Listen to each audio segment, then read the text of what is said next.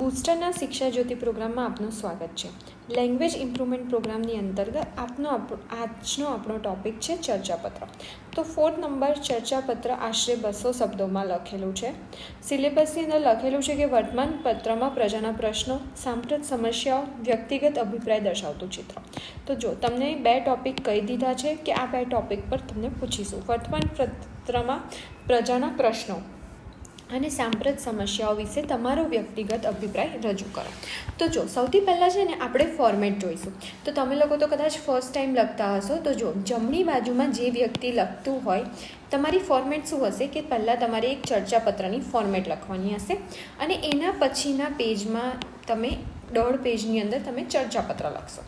Okay, તો સૌથી પહેલાં જમણી બાજુમાં જે વ્યક્તિ લખતું હોય એ લખવાનું છે. જો તમને પેપરમાં આપ્યું હોય કે આ વ્યક્તિ તરીકે લખો તો તમે એ વ્યક્તિ લખો છો. પરંતુ જો તમારા નિયમોની અંદર તમને કીધું છે કે તમારી ઓળખ પ્રદર્શિત થાય એવું તમારે કંઈ જ લખવાનું નથી. એટલે તમારે અહીંયા અ, બ, ક, ખ, ગ એવું કંઈ પણ લખી શકો છો. અ, બ, ક, સરનામું 1, શહેર /પિનકોડ એવું પણ લખી શકો છો. આ તમારી મરજીથી લખો છો. પછી તારીખ હમણાં મેં 1/1/26 નોર્મલ લખી છે. એ તારીખે જ્યારે તમે લખતા હોય એક્ઝામની ડેટ એ લખી શકો છો. અહીંયા મેક શ્યોર કરો કે તમે ગુજરાતીમાં આંકડા લખો. પછી ડાબી બાજુ તમારે શું લખવાનું છે કે તો તમે જેને સેન્ડ કરવાના છો એને. ઓકે, તો આપણે જો મેસેજ કોઈને સેન્ડ કરતા હોય તો આપણે કેવું 2 કરીને લખતા હોય છે. એવી રીતે સેમ પ્રતિ. અહીંયા બધા લોકો બહુ ભૂલ કરે છે કે પ્રતિશ્રી લખે. ઓકે, તમે 2માં લખી શકો કોઈને શ્રી, ડિયર, ટુ ડિયર એવું લખી શકો? ના લખી શકો. સેમ વસ્તુ અહીંયા પ્રતિશ્રી કોઈ વર્ડ નથી, ઓનલી પ્રતિ જ વર્ડ લખાય. એના પછી નીચે લાઈનમાં આ એક લાઈનમાં હોવું જોઈએ તો તંત્રીશ્રી લખી શકો. તમે જેને મોકલવાના છો વર્તમાનપત્ર એને તંત્રીશ્રીને. જો તમને આપેલું હોય કે અબક વર્તમાનપત્ર તો તમે લખી શકો છો. જેમ કે એવું લખ્યું હોય કે ભાઈ ક ખ ગ વર્તમાનપત્રના તંત્રીને તમારો લખો તો અહીંયા એ નામ લખવાનું. પરંતુ કંઈ ના લખ્યું હોય તો તમે તમારી રીતે લખી શકો છો. પરંતુ તમારે કોઈ સ્પેસિફિક ગુજરાત સમાચાર, સંદેશ, દિવ્ય ભાસ્કર એવા વર્તમાનપત્રનું નામ લખવાનું નથી. ઓકે, આવા જ નામ લખવાના છે. સરનામું 2. પછી આની એક્ઝેક્ટ નીચે તમારે લાઇનિંગવાળા પેજીસ હશે. તો એમાં તમારે અહીંયા લખવાનું છે વિષય ચર્ચાપત્ર પ્રકાશિત કરવા બાબત. પછી પેનથી જ તમે પેપર લખો છો તો અહીંયા અંડરલાઇન કરવાનું રહેશે. ઓકે, પછી આ વિષય લખ્યા પછી એના નીચે તરત તમારે લખવાનું છે, માન આપવાનું છે તંત્રીશ્રીને. આપણે સંબોધન કહીએ છીએ કે ભાઈ માનનીય તંત્રીશ્રી.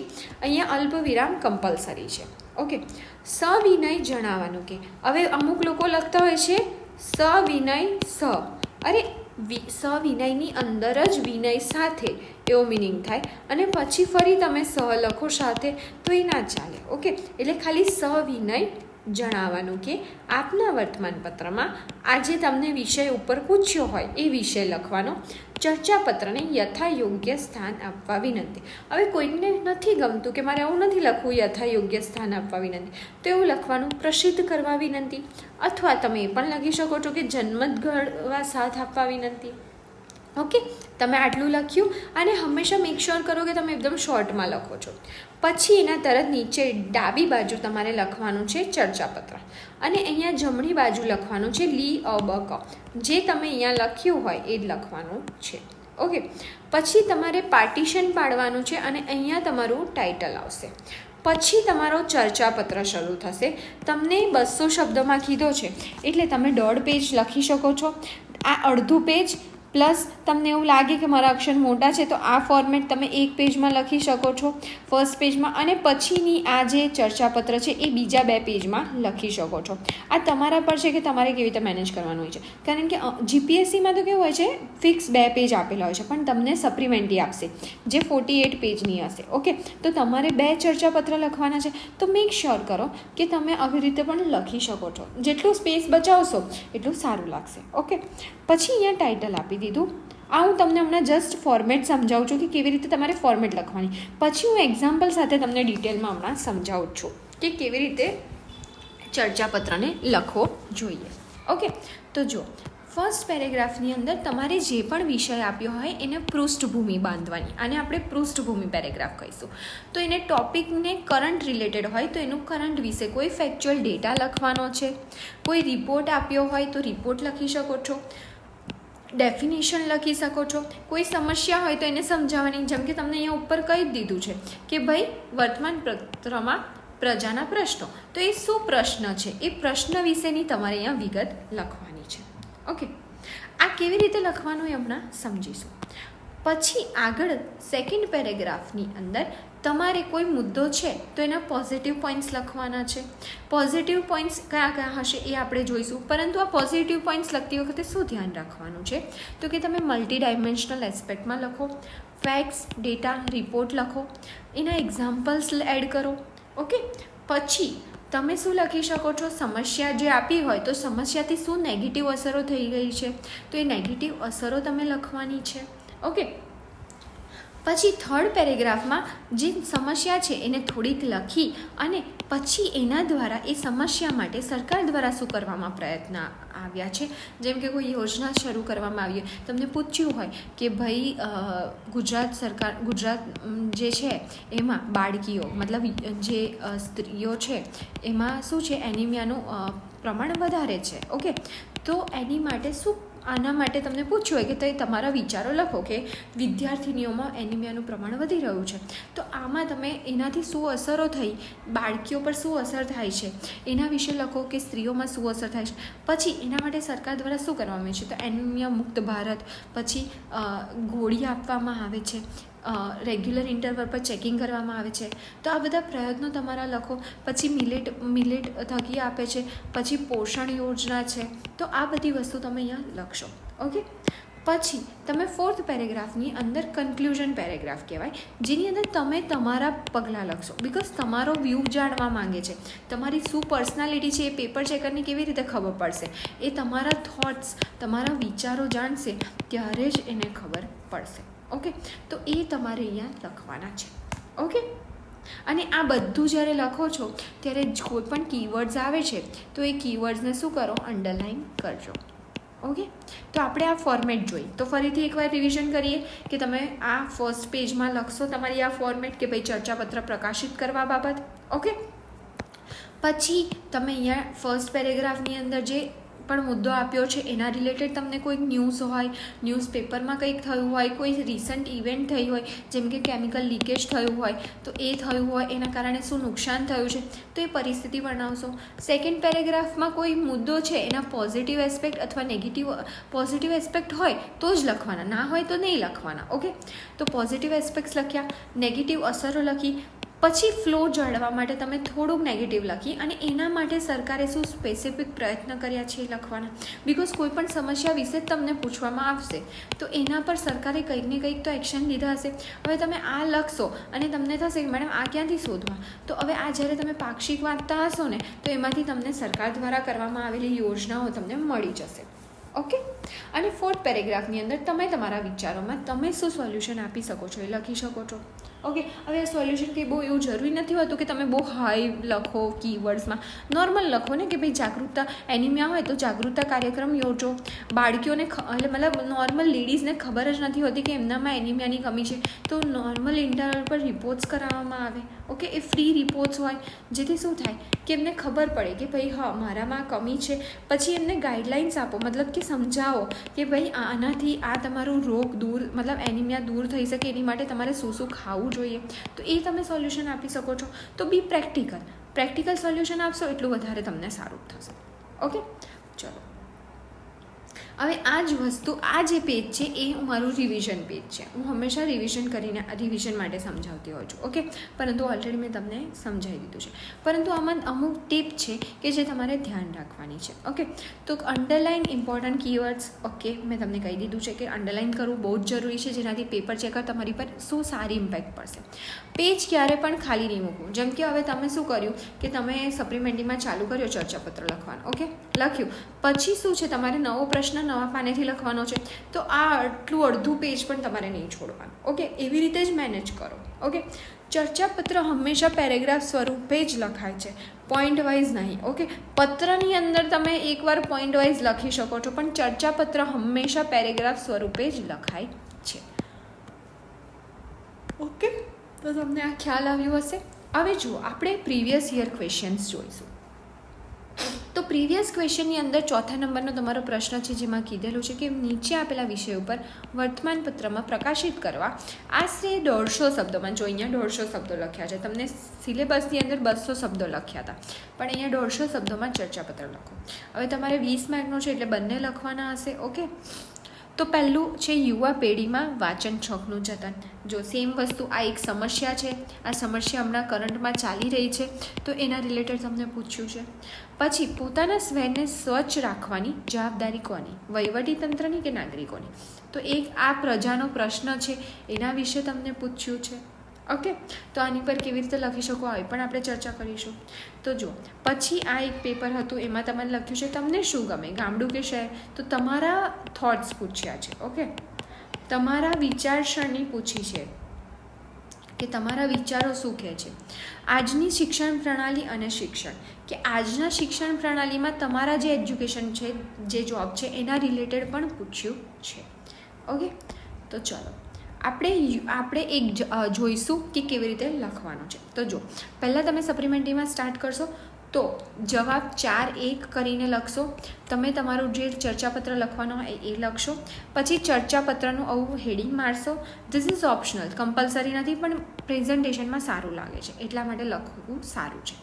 પછી અબક સેમ વસ્તુ મેં તમને સમજાવીએ, સરનામું 1, શહેર, પિનકોડ, તારીખ લખશો અહીંયા તમે.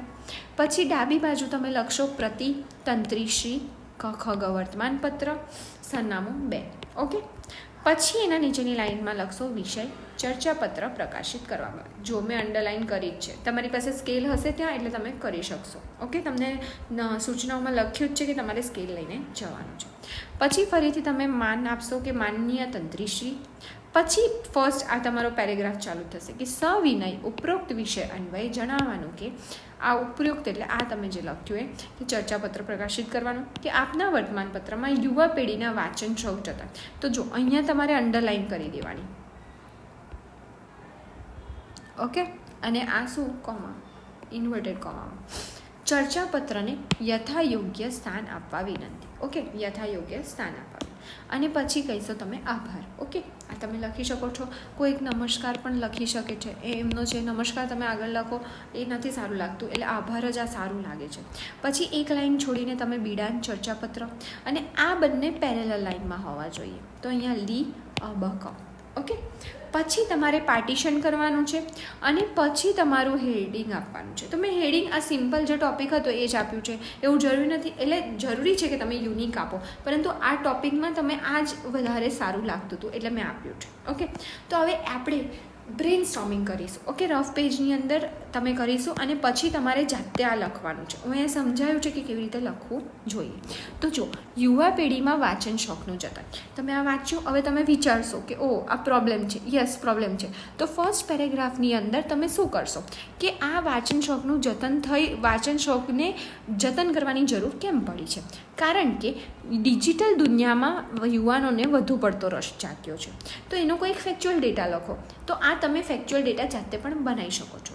જેમ કે યુવાનો તેમનો 40% સમય ફોનમાં રીલ જોવામાં વેડફી નાખે છે.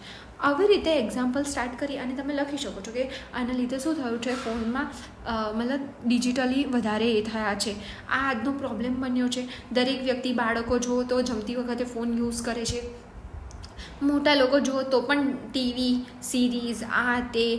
આમ તમે આ ફર્સ્ટ પેરેગ્રાફ લખી શકો છો. ઓકે, આ ફર્સ્ટ પેરેગ્રાફ લખ્યો. પેરેગ્રાફ છે ને બને ને ત્યાં સુધી 5-1 લાઇનના રાખવા જોઈએ. ઓકે, તમે 2-3 લાઇનના પેરેગ્રાફ ના હોય, એ બહુ નાનું લાગે. એટલે એટલીસ્ટ આટલો તો પેરેગ્રાફ હોવો જોઈએ. પ્લસ પછી તમે સેકન્ડ પેરેગ્રાફની અંદર લખશો કે વાંચનનું મહત્ત્વ ઘટવાથી વાંચનનું મહત્ત્વ ઘટ્યું છે એટલે જ એનું જતન કરવાની જરૂર પડી છે યુવાનો. તો એના કારણે શું શું અસરો પડી છે યુવાનો પર? તો એ લોકોના એકાગ્રતામાં ઘટાડો થયો છે, ડિપ્રેશનનું પ્રમાણ વધ્યું છે, શોર્ટ ટર્મ પ્લેઝર પર વધારે ફોકસ થયો છે, બાળકો યુવાનો એટલી બધી ગેમિંગમાં આગળ વધી ગયા છે કે પ્રોપર એકદમ ચેનલો ચાલે છે જેમાં ગેમિંગ માટે તમને ગાઈડ કરે અને એમાં લોકો પૈસા કમાય છે, એટલે બાળકો વધારે એના તરફ આકર્યા છે, જે શોર્ટ ટર્મ પ્લેઝર છે. આ કોઈ કરિયર નથી કે તમે કરી શકો. પછી એ જ પેરેગ્રાફની અંદર યુવાનોમાં કેમ મહત્ત્વ ઘટ્યું છે? કેમ? કારણ કે ડિજિટલ એપનું બહુ પ્રમાણ વધી ગયું છે. જેમ કે ગેમિંગની એટલી બધી એપ્સ આવી ગઈ છે, રમી ને એવું બધું પણ આવી ગયું છે, ન્યૂસન્સ, ઇન્સ્ટા, સ્નેપચેટ, તમે એક્ઝામ્પલથી સમજાવી શકો છો.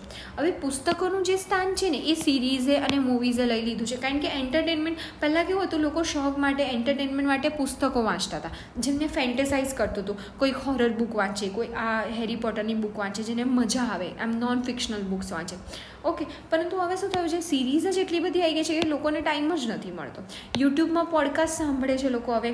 પહેલાં કેવું કરતું હતા કે જ્યારે એક જગ્યાએથી બીજી જગ્યાએ ટ્રાવેલિંગ કરવું હોય તો લોકો પુસ્તકો લઈને જતા હતા યુવાનો, પરંતુ હવે યુટ્યુબમાં પોડકાસ્ટ, ઓડિયો બુક એવું બધું વાંચે છે.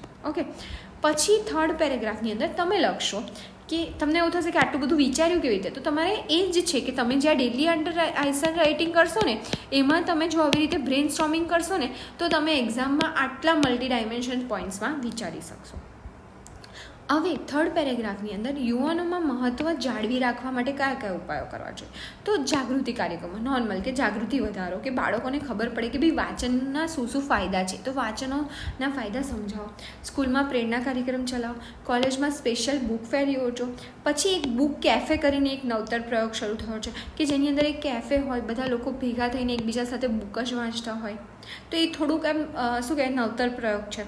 ડિજિટલ બુક્સનું માર્કેટિંગ કરો જેથી લોકો કદાચ ફોનમાં સમય ઓછો વેડફી અને ડિજિટલ બુક્સ વાંચતા થાય. ઓકે, પછી સરકારનું કરો કે ભાઈ સરકારે આવા પ્રયત્ન કરવા જોઈએ, એ પણ લખી શકો છો. ફોર્થ એન્ડ લાસ્ટ પેરેગ્રાફની અંદર યુવાનોમાં વાંચન કેમ જરૂરી છે, એના ફાયદા શું છે?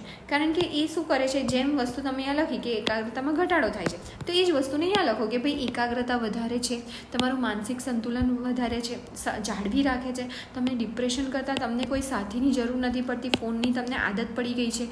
જ્યારે તમે ફોનની જગ્યાએ બુક્સથી વાંચશો તો તમે શું એક મેન્ટલ સ્થિતિમાં રહેશો, તમારી આઈસ પર ઓછો લોડ પડશે. ઓકે, તો તમારે આના ફાયદા વર્ણવવાના છે. ઓકે, તો આ મેં તમને ટ્રાય કર્યું છે કે હું તમને એક્ઝામ્પલથી સમજાવી શકું ચર્ચાપત્ર કેવી રીતે લખવાનું છે.